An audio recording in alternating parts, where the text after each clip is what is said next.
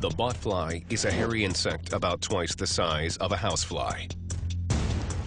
Its maggot larvae are known to live as parasites in human flesh.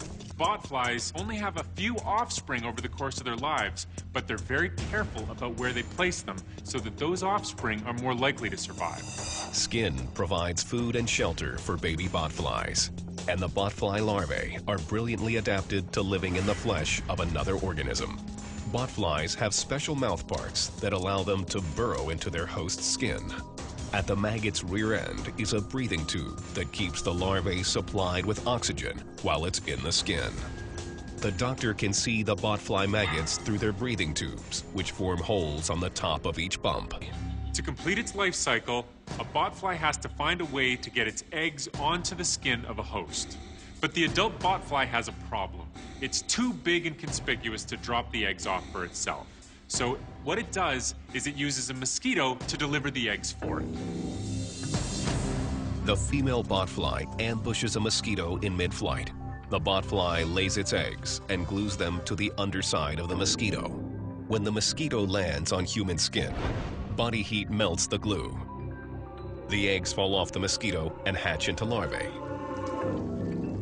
which burrow into the skin. If they are undisturbed, they will remain there for 6 weeks.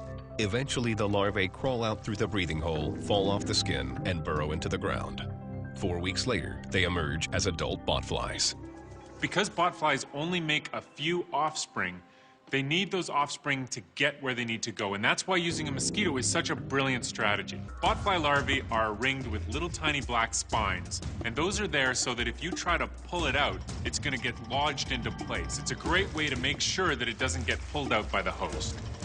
One way to extract a botfly is to cover the air hole, starving the maggot of oxygen. When the cover is removed, the maggot surfaces and can be extracted safely.